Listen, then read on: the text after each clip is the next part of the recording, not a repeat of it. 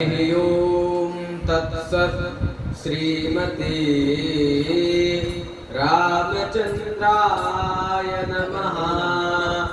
वागीसायस्य वदने श्रीलक्ष्मीर्यस्य च वक्षसि यस्यास्ते हृदये संवेत् तं नृसिंहमहं भजे। विश्वसर्ग विसर्गादि नवलक्षणलक्षितं श्रीकृष्णाख्यं परं धामं जगद्धाम नमामि तत्। वाञ्छाकल्पतरुभ्यश्च कृपासिन्धुभ्य एव च पतितानां पावनेभ्यो श्रीवैष्णवेभ्यो नमो नमः। कल्याणानां निधानं कलिमलमथनं पावनं पावनानां पादेयं यन्मुमुक्षोः सपदपरपदं प्राप्तये प्रस्थितस्य विश्रामस्थानमेकं कविवरवचसां जीवनं सज्जनानां बीजं धर्मद्रुमस्य प्रभवतु भवतां भूतये रामनामम्। यस्वानुभावमखिल श्रुतिसारमेक अध्यात्मदीपमतितितीरिषतां संसारिणां करुणया अपुराणगुह्यं तं व्याससूनुमुपयामि गुरुं मुनीनां। श्री सीतानाथ समारंभां श्रीरामानन्दार्य मध्यमाम् अस्मदाचार्यपर्यन्तां वन्दे गुरुपरम्परां। नारायणं नमस्कृत्य नरं चैव नरोत्तमं देवीं सरस्वतीं व्यासं ततो जयमुदीरयेत्। सत्संग की शास्त्रों में बहुत महिमा है। सत्संग एक ऐसा साधन है कि जिसके द्वारा समस्त अज्ञान का नाश हो जाता है और विवेक का उदय हो जाता है। इसलिए गोस्वामी जी तुलसीदास जी कह रहे हैं, बिनु सत्संग विवेक न होई, बिनु सत्संग विवेक न होई, राम कृपा बिनु सुलभ न सोई, राम कृपा बिनु सुलभ न सोई। बिना सत्संग के विवेक की प्राप्ति नहीं होती और वह सत्संग ठाकुर जी की कृपा के बिना संभव नहीं है। जब अनंतानंत जन्मों के भाग्यों का उदय होता है तब सत्संग की प्राप्ति होती है। भाग्योदयेन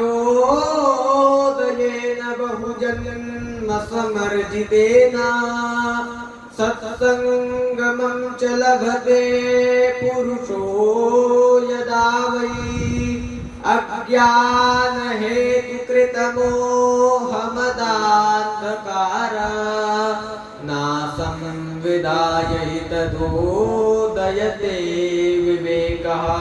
जब अनंत जन्मों के भाग्यों का उदय होता है तब सत्संग की प्राप्ति होती है और वह सत्संग ठाकुर जी की कृपा के बिना संभव नहीं है। ऐसी दिव्य सत्संग की महिमा है। इसी बात को गोस्वामी जी तुलसीदास जी भी कह रहे हैं, मति कीरति गति भूति भलाई, मति कीरति गति भूति भलाई जब जेहि जतन जहाँ जेहि पाई सो जानब सतसंग प्रभाऊ सो जानब सतसंग प्रभाऊ लोकहु वेदन आन उपाऊ। बुद्धि कीर्ति यश गुण यदि आपको ये गुण यदि किसी व्यक्ति में दिखाई दे तो यह आप समझ लेना कि वह सत्संग का ही प्रभाव है। सत्संग की एक कथा आती है। एक बार की बात है, महान तपस्वी विश्वामित्र जी में विवाद हो गया कि तप बड़ा है कि सत्संग बड़ा है।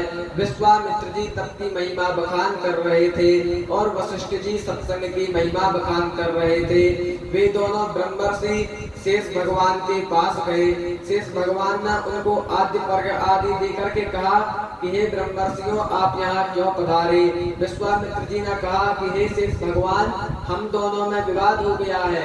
हम तप की महिमा बखान कर रहे हैं और वशिष्ठ जी सत्संग की महिमा बखान कर रहे हैं। आप ही निर्णय करें। शेष भगवान ने कहा कि जो हम अपने मस्तक पर इस पृथ्वी को धारण किए हुए हैं, ये पृथ्वी आप दोनों ब्रह्मर्षियों में जो धारण कर लेगा उसी का साधन सर्वश्रेष्ठ है। विश्वामित्र जी ने अपने मस्तक पर पृथ्वी को धारण किया, पर विश्वामित्र जी मूर्छित हो गए। शेष भगवान ने कहा, अब वशिष्ठ जी आप अपने मस्तक पर धारण करिए। वशिष्ठ जी ने अपने मस्तक पर धारण किया और उन्होंने विचलित नहीं हुए। विश्वामित्र जब मूर्छा से उठे, विश्वामित्र जी ने कहा, हे शेष भगवान, अब तो आप उत्तर दें। शेष भगवान ने कहा, उत्तर देना क्या है? उत्तर तो मिल गया। आपने अपने तप के बल से पृथ्वी को धारण किया, पर आप मूर्छित हो गए। वशिष्ठ जी ने अपने मस्तक पर पृथ्वी को धारण किया, वशिष्ठ जी ने कर लिया। इसलिए अब आप तप के बल से पृथ्वी को धारण नहीं कर पाए, पर इन्होंने सत्संग के बल से पृथ्वी को धारण कर लिया। इसलिए हे विश्वामित्र जी, सत्संग ही सर्वश्रेष्ठ है। सत्संग की महिमा सर्वश्रेष्ठ है। प्रचेता गण भी कह रहे हैं, तुलयामलवे नापि न स्वर्गं न पुनर्भवम् भगवत् संगि संगस्य मर्त्यानां विमुक्ताशिषः। भगवान के भक्त क्षण भर के सत्संग के सामने स्वर्ग और मोक्ष को भी तिरस्कृत कर देते हैं।